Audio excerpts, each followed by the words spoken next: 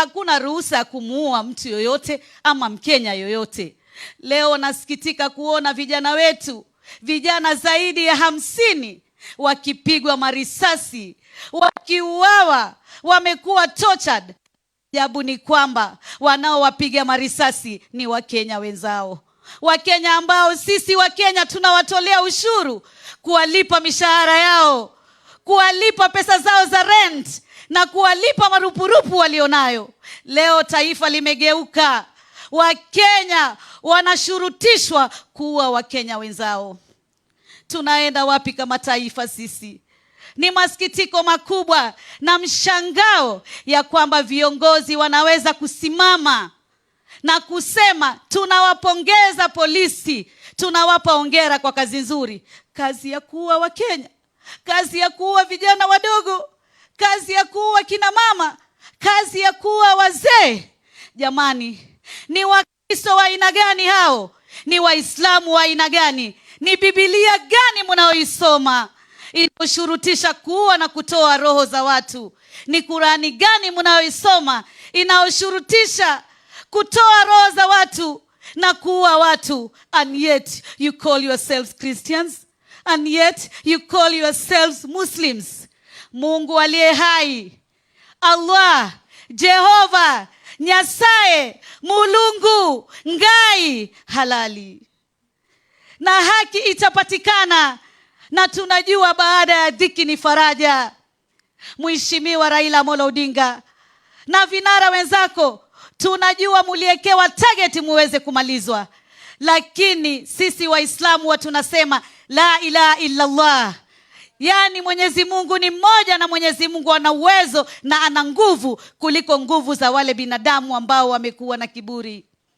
Ni masikitiko makubwa sana. Watu wanatolewa majumbani. Watu wamekaa, wengine hata ni walemavu, hawawezi kutembea, hawawezi kuona, hawawezi kusema, wanatolewa ndani ya nyumba, wanapigwa marisasi. Kijana mmoja anapigwa bullet 9, risasi 9. Hata wewe polisi, wewe hukuzaliwa, wewe huna mtoto, hujui uchungu wa mwana, hujui uchungu wa ndugu, hujui uchungu wa taifa la Kenya. Sisi kama viongozi na sisi kama wazalendo wa taifa, safari hino ni ngumu, ni safari ya mawimbi, ni safari ya tufani, lakini tutakutembea na safari hii. Tuhakikishe ya kwamba haki ya Mkenya haitaangamia. Raila Odinga na vinara hawajipiganii wao, wanapigania Mkenya ambaye leo anaishi katika uchochole, anaishi katika maisha ya dhiki, hana chakula, hana afya, hana elimu, and yet anaambiwa wewe vumilia tu kuwa Mkenya. Jamani, hata nyinyi ambao mmechukua utawala katika taifa la Kenya, hamuna imani? Hata nyinyi mliochukua utawala katika taifa la Kenya, hamuangalii matukio, hamuoni, hamusikii, hamuna hata emotions, hata feelings za kiroho na za kidini na za kiutu. Utu wenu uko wapi? Utu wenu umeenda wapi katika taifa hili la Kenya jamani? Yani imekuwa binadamu kuuliwa ni kitu tu cha seconds tu. Tena mtu anatembea bila kujali na kufungua tu bunduki ambazo sisi wenyewe wa Kenya tumetoa ushuru kila kukicha ili zitusaidie na magaidi wale ambao wanatuvamia kama taifa la Kenya. Zitusaidie na wale ambao wanaweza kutufanyia madhara katika taifa la Kenya. Leo bunduki zimegeuka kututoa sisi roho zetu sisi kama taifa la Kenya. Haitowezekana. Sisi kama kina mama, nikiwa mama katika taifa hili na wenzangu kina mama wabunge wakiwa hapa na kina baba wabunge, hatutarudi nyuma. Hatutarudi nyuma. Sisi kwa sababu tuna haki ya mujibu wa katiba. Tuna haki ya kisheria, na nchi yoyote inaongozwa na sheria, the rule of law. Na kama sheria imetupatia nafasi sisi kama Wakenya, wewe uliye mtawala, ni sheria gani unaoifuata? Ni utawala gani unaofanya ambao utawala huu ni wa kuumiza Wakenya? Leo Wakenya wote ukiwamaliza kuwaua, utamuongoza nani? Ama kama utajiongoza wewe na mkeo na watoto wako, lakini malipo ni duniani. Ikiwa damu ya mtoto wa mwenzako ilitoka, kama haitatoka yako, itatoka ya kizazi chako. Malipo ni hapa hapa duniani. Kesho Mwenyezi Mungu hufanya hisabu tu, lakini malipo ni hapa hapa. What goes around comes around. Kila anayechimba kisima kumchimbia mwenziwe, basi atakuwa amejichimbia yeye na ataingia yeye. Kwa hivyo ndugu zangu wa Kenya wenzangu, naomba tushirikiane, tuwachangie hawa ndugu zetu ambao wamepatikana na majanga ya vifo, ambao wamepatikana na majeraha, ambao wako kule makotini na wengine wako kule maseli, wanateseka, wananyanyaswa. Jamani, kwani Wakenya tulikuwa tumefungua macho ama ni nini? Ama ya wale aliyetufanyia maovu, Bwana Chebukati, ukatupa utawala uno usiokuwa na imani, usiokuwa na dini. Mtawala akikosa dini, akikosa imani, akikosa utu, ni haya ndio tutakuwa tunayaona sisi, lakini hatutarudi nyuma. Baba, tunashukuru vinara wenzako wote, akiwemo mama yetu Martha ambaye hayuko hapa leo. Tunashukuru kila Mkenya ambaye atasimama katika vita hivi. Tunajua hata katika Biblia, katika Kurani, tunajua mitume walisimama katika vita vikubwa. Hata Jesus Christ ambaye tunamuita Nabii Isa alisimamia vita vikubwa sana. Hata Moses alipigana vita vikubwa sana, na tunajua vita vyote vilivyopigana mwisho waliweza kufanikiwa na kupita. Haikuwa Firauni, alijiita Mwenyezi Mungu na hatima ya Mungu ilifika. Basi wewe mtawala wa sasa hujafikia kuwa Firauni, hata yako itafika inshallah, wabillahi taufik. Wazalendo wenzangu wa Kenya, tukiongozwa hapa na kinara wetu Mheshimiwa Raila, pamoja na vinara wengine wakiwa kina Kalonzo, kina Kioni, kina Wairia na waona hapa, na wale wengine wote ambao wako pamoja na baba. Leo ni siku ya huzuni sana, na tuko hapa kwa sababu ya maombolezi ya kupoteza Wakenya wetu, vijana wetu wa kike na wa kiume, wazee wetu waume na wa kike, na pia kuomboleza wale ambao wameshikwa na wako katika seli katika taifa hili la Kenya, na wale ambao wako hospitalini sasa hivi ambao wako na majeraha tofauti. Kwa hakika ni wingu la simanzi ya masikitiko kama taifa la Kenya, na tunajiuliza maswali mengi. Sisi kama taifa la Kenya tulipigana na mbeberu, na tulipopigana na mbeberu tulitaka haki zetu kama Wakenya. Tulitaka haki zetu za kimsingi ziweze kuheshimika. Tulitaka hadhi zetu kama Wakenya ziweze kuheshimika. Na baada ya kumtoa mbeberu, tuliweza pia kupigana kama Wakenya kuweza kuleta katiba, tuwe na sheria ya kuweza kuangalia haki za Wakenya. Tukaweka katiba ambayo katika sura yake moja imezungumzia maadili ya kitaifa. Na katika maadili ya kitaifa ni kumheshimu Mkenya na kumfanya Mkenya aishi maisha ya kuheshimika. Katika maadili ya kitaifa ni umoja wetu kama Wakenya. Katika maadili yetu ya kitaifa ni kumwangalia Mkenya ya kwamba ameishi maisha ambayo ni ya kuheshimika. Katika sura nyingine nimezungumzia maadili haswa ya haki za kimsingi za Wakenya. Tumeshangaa sana kuona ya kwamba taifa hili linaongozwa na uongozi ambao haufuati katiba, uongozi ambao hauangalii maadili ya Wakenya, maadili ya kwamba Mkenya lazima awe na haki ya kuishi. Thank you very much. Thank you very much, Mheshimiwa Mishi Mboko. Let me also acknowledge the presence of the honorable members of county assemblies, starting with the County Assembly of Nairobi, the County Assembly of Machakos. Hayo Mheshimiwa Willy, tumekuwa nao Kizimani hapo awali. Let me also take this chance again to thank you, honorable members of parliament and the MCAs, for having come forward to contribute very, very generously towards this cause, materially and in kind. You have been really a source of inspiration to all of us. Thank you, and may you continue with the same spirit. A lot more will be talked about the fund shortly. At this juncture, honorable members, ladies and gentlemen, allow me to welcome to the stage His Excellency Dr. Stephen Kalonzo Musyoka to make some remarks. Welcome, Your Excellency. This afternoon, we took time to visit the victims of police brutality who are receiving treatment in various hospitals in Nairobi. More specifically, we went to Mama Lucy Hospital and to Kenyatta National Hospital. We have also been able to visit the city mortuary.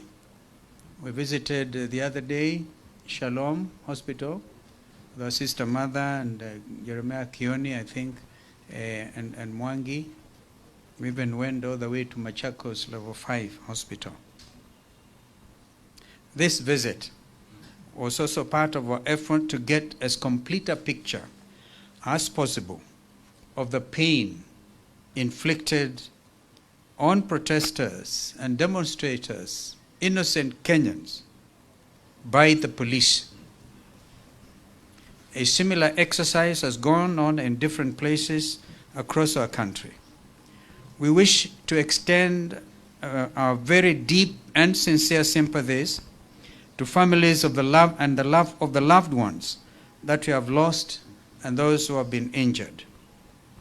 From this afternoon's visit and reports from across the country, it is clear Kenyans have gone through horror and terror these past days. People whose only crime was to protest against policies that they feel worked against them have been shot, clobbered to a pulp, or maimed. A number of the injured may never walk again. Many may be condemned to a life on wheelchairs. These Kenyans are in our prayers, and we trust that our God, who stands for justice, and whom we all know never sleeps nor slumbers, will lift them up. Unfortunately, Interior Cabinet Secretary Professor Kithure Kindiki, whom I know very well, in fact, I call him in local languages out there, across the River Tana, Sentaka, whom I know well. I don't know what has gone to him. Seems to love that brutality and takes pride in it. He had offered some more and heavier dose of brutality and gunfire today, despite our announcement that we would only be holding vigils in honor of the victims. We pray that the fair and just God will enable Professor Kindiki to live long enough to be able to witness justice being done to these victims of state-sponsored brutality. In the fullness of time, justice will have to be done.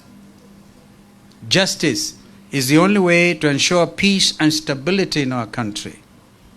We know there can be no peace without justice. I refer to the book of Isaiah chapter 1 at verse 17, and I quote, "Learn to do good, seek justice, correct oppression, bring justice to the fatherless, and please the widow's cause." End of quote. Professor Kindiki must make no mistake. We will pursue justice locally and internationally for these injured and slain heroes. These people who have been shot in cold blood, in cold July, are heroes and patriots. All they were asking for is to get a fair, just, and caring nation where their complaints are taken seriously as an attempt to create a more perfect nation. At this moment, we thank all those Kenyans who have extended any kind of help to the families and victims. People need a lot of help because of the magnitude of injuries and deaths. We encourage more people to come out and help in whichever way little they can. We appeal to Kenyans of goodwill not to tire of doing good. We extend our deep appreciation to our medical personnel, all caregivers, and first responders like the Kenya Red Cross for going all out to ensure the injured got treatment and the dead got preserved with dignity. We know it was a wish of Interior CS that the injured don't get help and the dead don't get acknowledged by hospitals and government agencies. That order remains in place as we speak, which is why getting an accurate and complete figure of the dead is difficult. But we will get there. We are working meticulously, day and night, and I thank you, Pio and I and your team, even for the presentation. The world now knows what has actually happened in our country in the last few days, and I think we want to thank Opio and that team. We also thank our members of parliament and county assembly members for their continued support for and solidarity with our people, particularly in rural areas. As we speak, there are many Kenyans who are some in police custody, and I know that some of our learned colleagues have gone out there. Dunstan Omari stands out because he stood with our teams and Degwa, Jiro. We want to thank you. And because some of you actually been doing it pro bono to get these young men out. I know that young council called Kala in Machakos got all the 43 out as of yesterday. So we really appreciate all this. And in fact, some of you are even paying because these young men can hardly pay the bail cash, 10,000, 5,000, some cannot even afford. And you members of parliament and county assembly have been able to do this cause justice. Our governors who have extended help, we recognize you and also thank you. We recognize the efforts you are making at the grassroots in rural areas where people need help most. Above all, we encourage everyone not to tire of doing good. We further take this opportunity to thank all those who have come out to honor and show love for our slain and injured heroes with candles and flowers. Indeed, they're also heroines. So a young lady who was coming from the Dagoretti corner there got shot for no reason, even in our private parts. Please don't tire. You've been able to give out candles out there as of midnight last night and flowers. Let's all not get tired. The vigils, the prayers, and the laying of flowers continues tomorrow and throughout the weekend. We appeal to all our houses of worship to dedicate prayers to these heroes and innocent souls and for our country. In fact, I remember some of them issuing that call to prayer, which could have been last weekend. But we say, please continue and mourn with us. Let's pray for God to soften the hearts of the pharaohs. Michi Boko, you mentioned that very well. The pharaohs in government who would rather harm and kill our people instead of letting them go in the spirit of justice and freedom. 6 years after independence. As part of our love and honor for the slain and injured heroes of this struggle, we will hold interdenominational prayers on Friday, the 26th July 2023. That's a day after tomorrow, here in Nairobi, and they should also be replicated in the counties across the country. We will bless the souls of the injured and the dead. We will pray for the pharaohs in government to listen to the cries of our people about the high taxes and the rising cost of living. We will pray for our police to know that the people they brutalize, maim, and kill are indeed their brothers, their sisters, and fellow citizens. What became of the new title, National Police Service? It is now the opposite. It is a terrorizing force. We will continue praying for and pleading with the international community and all its institutions, especially those in the field of justice, democracy, and human rights, to stand with Kenyans against a regime gone rogue. During the prayers, we will call on the international community to call Kenya security agencies to order. Indeed, some of them have called them out, like the International Human Rights Commission in Geneva. Call them out. Injustice anywhere is injustice everywhere. The international community must never lose sight of this fact. And either we are going as Africa to accept that it is the turn of Africa to rise and therefore be serious about the conduct of democracy, or we accept that as the law of the jungle, literally the law of the jungle applies, and making nonsense of any pretense at democracy and democratic governance. On Friday, we shall also announce the next steps forward with our anti-tax protest. Let's make no mistake. Kenyans are still hurting, and we shall not relent until this regime acknowledges this grim reality of suffering and agrees to repeal the infamous Finance Act. We call on Kenyans not to surrender. We must not, and we will not give up. Let us take comfort in the fact that the world has seen worse and more brutal regimes before. No regime can be so brutal as to outlive its people. We shall overcome. Justice shall be done. Not our will, God, but God's will. And this struggle continues, a luta continua. I thank you. In fact, looking at some of the names, a young boy of 13 years old. I mean, what has happened to a sense of morality? The majority of those killed and injured are young people.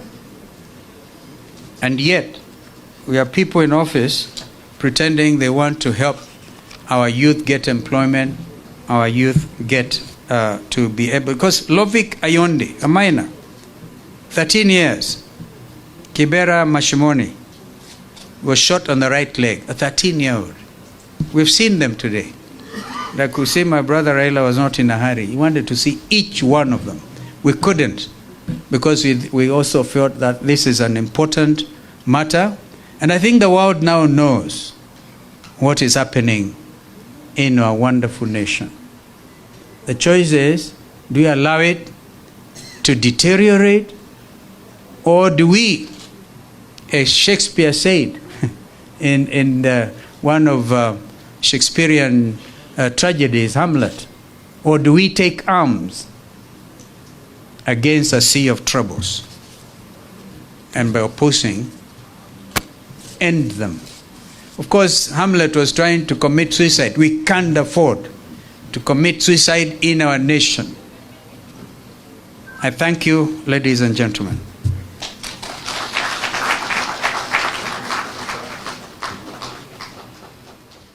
Edward Wanjala was 27 years old. He had gone looking for a job somewhere in Athi River. He was in Mlolongo on that fateful day. And they were fleeing from the police. And Edward, just like the other over 30 victims, was shot at the back of his head. The bullet entered at the back, and it exited in the front, blowing his face. And many of the 30 victims were killed in a similar way. They were fleeing from the police. They were not posing any danger to the police. For the armed officers to be justified according to our laws to use their firearms against unarmed, peaceful demonstrators. They were not in any danger. We have had a statement issued by the PS Interior saying that police officers were attacked and one officer lost his life. It tells you who had the guns and the bullets. We are mourning over 30 shot by the police, gunshot wounds, each one of them. But they are saying there's one officer who lost their life against this over 30. We want to say poleni kwa wale wote wamepoteza wapendwa wenu. And as the team is setting up, we want to assure you by this Friday, we will be having an interdenominational service. We will continue with the morning and the prayers through the weekend. We will be going to different parts of Kenya to mourn with you. That is what we will be doing. We will start the laying of flowers, and we will be led in this session by our leader, the Right Honorable Raila Amolo Odinga. He will be the first one on behalf of Azimio and all Kenyans to lay a flower in memory of our dear departed. And he will also lead the nation in lighting the candle. And we want to ask all Kenyans across our country to light up a candle today and to say a prayer for the dear departed. As our leader is doing this, we are happy that across the country I've seen in Kisii already people have started lighting candles. Please, in your own special way, as the Right Honorable Raila Odinga is doing, do so in memory of our dear departed. And after our leader, we'll ask the Honorable Dr. Stephen Kalonzo Musyoka to come and also, thank you very much. Our leader lays the flowers in memory of the dear departed. His Excellency Dr. Stephen Kalonzo Musyoka will follow to do the same, to lay the flower and observe a minute of silence. And he'll thereafter also light a candle in memory of the dear departed.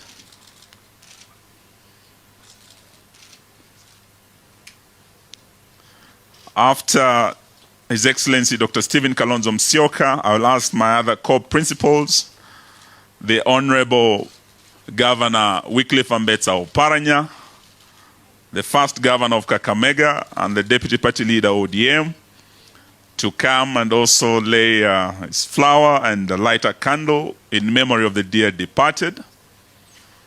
After Governor Oparanya, we'll have Governor Mwangi wa Iria, who will follow to honor our heroes and heroines whose lives were cut short by the brutal force of the police. The Honorable Wycliffe Ambetsa Oparanya has lit the candle in memory of our dear departed.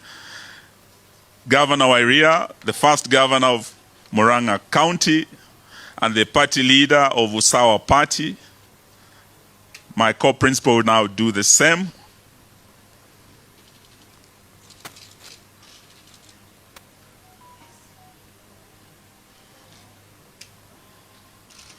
After Governor Wairia, we'll have the SG of Jubilee, the Honorable Jeremiah Kioni, to come and do the same.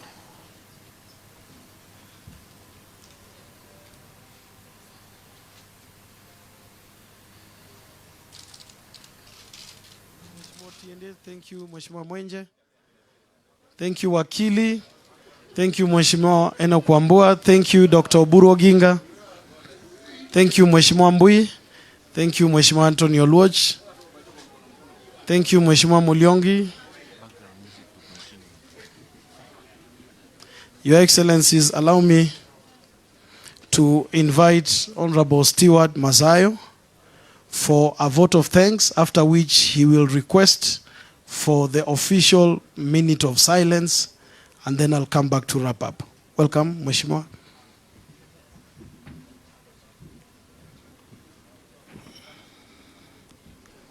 Asante.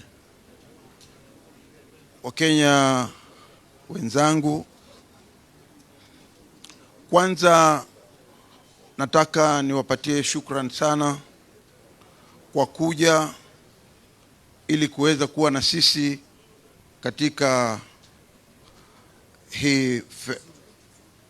hii taasisi yetu tulionayo. Kitu cha pili ni kwamba nataka kuwashukuru wale wote ambao wametoka mbali, Wakenya wote wametoka mbali. Nataka kuwashukuru vinara wetu. Pia vile vile nataka kuwashukuru waheshimiwa wenzangu bunge la kitaifa na maseneta. Nataka kuwashukuru ma MCA wote walioko hapa. Nataka kuwashukuru vile vile kina mama ambao tumeona juhudi zao wakiwa hapa. Najua uchungu wa mwana, tunasema ya kwamba anayojua ni mama, na tumeona leo hisani ya mama kwa uchungu aliokuwa anasikia. Poleni sana kina mama mlioko hapa, poleni sana kina mama mlioko manyumbani huko. Tunajua yote haya yalifanywa na nguvu za shetani. Hatungepoteza Wakenya kwa sababu tulikuwa tunafanya yalikuwa ni haki kulingana na katiba ya maandamano. Tunamwachia Mungu wote waliokwenda mbele za haki, na sisi tuliobaki tutaendelea katika safari hii. Viongozi wetu, nataka kuhakikishia kwamba tuko pamoja na nyinyi, hatutawaacha katika safari hii, tutaenda pamoja. Jambo la kuhuzunisha kwa Wakenya hivi leo, lakini letu tu ni kuregesha imani kwa Mwenyezi Mungu na kusema ya kwamba tutafaulu katika safari hii. Nataka kwa sababu ya wakati, nataka niwaombe nyote mlioko, tusimame kwa heshima ya wale wote ambao waliweza kupoteza maisha yao kwa dakika moja.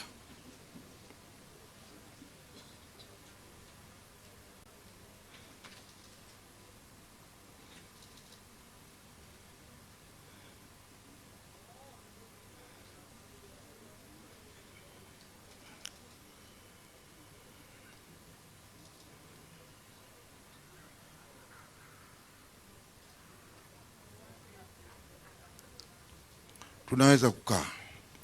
Asanteni sana, Mwenyezi Mungu atubariki.